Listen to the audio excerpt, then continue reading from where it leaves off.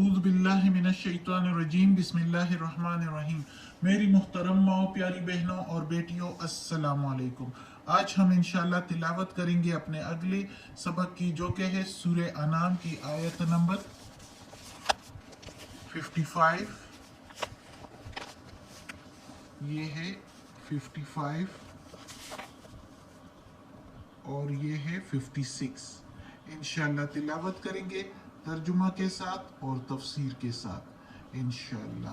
तो शुरू करते हैं आज का सबक, लेकिन शुरू करने से पहले बेल के आइकन को प्रेस करें और चैनल को सब्सक्राइब करें ताकि अगली वीडियो आपको आसानी से मिलती रहे, और हो सके तो शेयर भी करें ताकि ज़्यादा से ज़्यादा लोग देखें, आपको भी सवाब मिले और मुझे भी।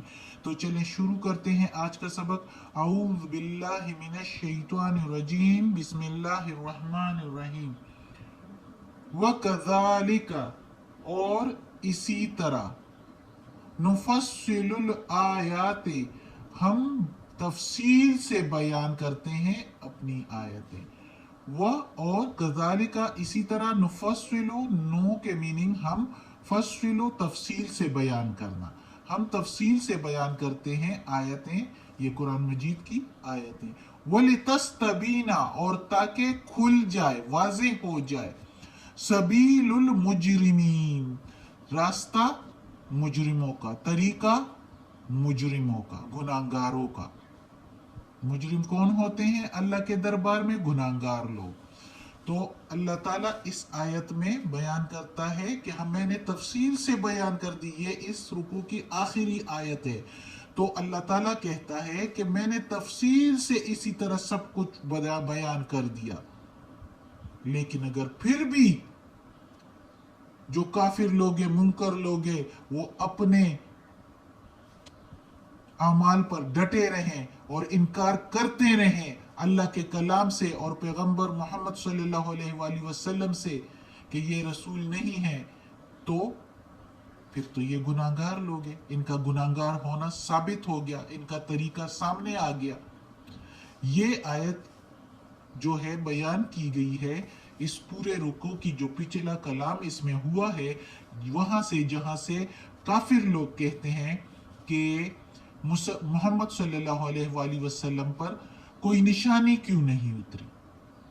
तो अल्लाह ताला ने कितनी दलीलें साफ तौर पर, वाज़ेह तौर पर अपने कलाम में बयान फरमा दी कि अब भी कोई दलील, अब भी कोई निशानी आप लोगों को चाहिए। इतनी निशानियां तो आ गई है तुम लोगों के पास, लेकिन असल में तुम लोग खुद जो है अपने लिए गुमराही के रास्ते को पसंद करते हो।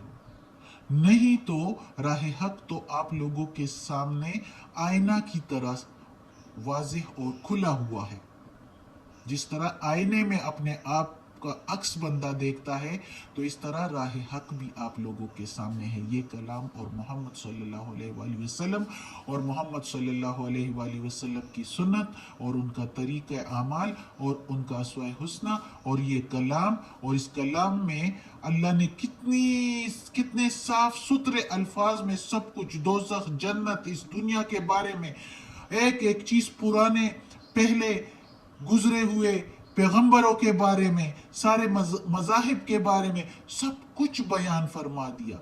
इसके बावजूद भी अगर ये लोग नहीं मानेंगे तो इसका मुजरिम होना साबित होगा। ये अगर अपने इनकार पर जो है इतनी निशानियों और दलीलों के बावजूद अपने इनकार पर डटे रहेंगे, इनकार पर इसरार करते रहेंगे, तो ये साबित हो गया, वाज़ेह हो गया, लितस्तबीना था कि खुल गया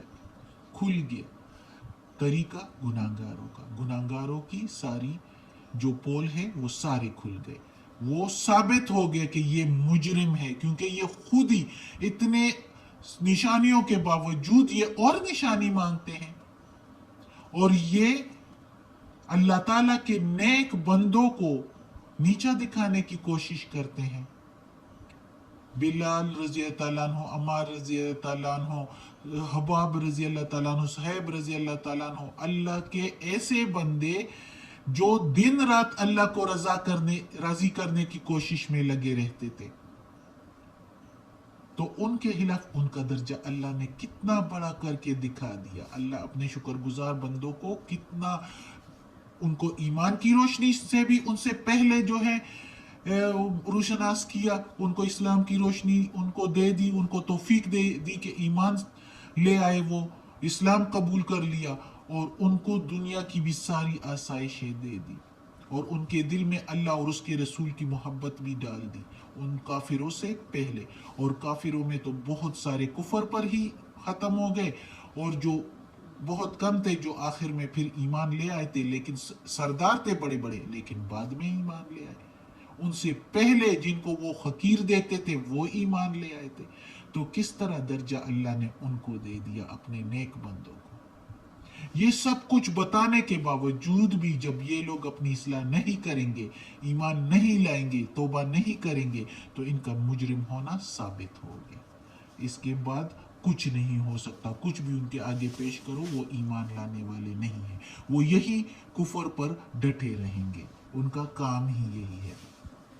تو اگلی آیت شروع کرتے ہیں جو کہ دوسری رکو شروع ہو رہی ہے. اس میں اللہ تعالیٰ کہتا ہے اپنے پیارے نبی سے, کل کہہ دو میرے پیارے نبی, انی میں نہی تو, انی کا مطلب ہے مجھ کو, نہی تو روکتا ہے, ان یہ کہ اعبد الذین عبادت کروں ان کی جو تدعونا تم پکارتے ہو, تدعونا تم پکارتے ہو, من سے, دون اللہ علاوہ اللہ کے. کل کہہ دو میرے پیارے نبی, لا قل لا اتبعو, کہہ دو میرے پیارے نبی نہیں میں چلتا, اتبعو پیروی کرتا یا چلتا یا اتباع کرتا, اہواءکم خواہشوں تمہاری کی یا خوشی تمہاری خوشی کی. قد تحقیق دوللت اذن گمراہ ہو جاؤں گا میں تبھی, اذن وما اور نہیں, وما انا اور نہیں میں, من المہتدین ہدایت والوں میں سے. یعنی کہ کہہ دو میرے پیارے نبی نہیں اتباع کرتا میں تمہاری خواہشوں کی, تحقیق پھر تو میں ہو جاؤں گا گمراہوں میں سے, اور نہیں میں رہوں گا ہدایت پانے والوں میں سے. یہ اللہ تعالیٰ کہتا ہے اپنے پیارے نبی سے. حالانکہ نبی جو ہے وہ کبھی بھی جو ہے گمراہ نہیں ہو سکتے, کیونکہ اللہ تعالیٰ اپنے ایسے ہی بندوں کو پیغمبر چنتا ہے جو کہ اللہ کو معلوم ہوتا ہے کہ ان کا دل اس طرف جا ہی نہیں سکتا. کتنے ہی پیغمبر گزرے ہیں, ابراہیم علیہ السلام کی دیکھو, لوط علیہ السلام, شعیب علیہ السلام, موسیٰ علیہ السلام, ہارون علیہ السلام, ہود علیہ السلام, صالح علیہ السلام, کتنا ہی نوح علیہ السلام, کتنے ہی اپنے قوم نے ان کو تنگ کر دیا, اپنے راستے پر چلنے کی ان کو مجبور کرنے کی کوشش کی, لیکن کوئی پیغمبر اپنے راستے سے ایک قدم بھی نہیں ہٹا, توحید کے دائرے سے ایک قدم بھی باہر نہیں نکالا, ہمیشہ توحید پر ہی قائم رہے. اور اسی طرح محمد صلی اللہ علیہ وآلہ وسلم ہمارے آخری نبی بھی توحید پر ہی قائم رہے. لیکن ادھر اللہ تعالیٰ کلام میں فرما رہا ہے, اصل میں کہہ رہا ہے دوسرے لوگوں کو کہ ان سے کہہ دو میں تو کبھی بھی نہیں چلوں گا, میرا ضمیر, میری عقل, مجھ کو جو وحی کی جاتی ہے وہ مجھے اجازت نہیں دیتی, وہ مجھے روکتے ہیں اس سے جس راستے پر تم چل رہے ہو, جس کو تم پوچھتے ہو میں کبھی بھی اس کو نہیں پوجوں گا. یہ ساری میری عقل اور میرا مذہب, مجھے جو وحی کی جاتی ہے وہ مجھے روکتی ہے.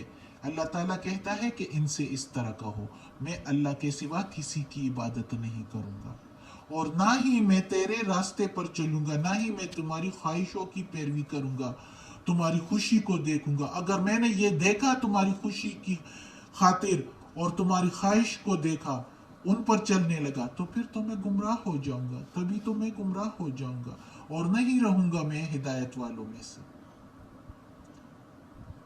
اور اگر ایک نبی ایسا کرنے لگے تو پھر دنیا میں ہدایت کا بیج کہاں رہے گا؟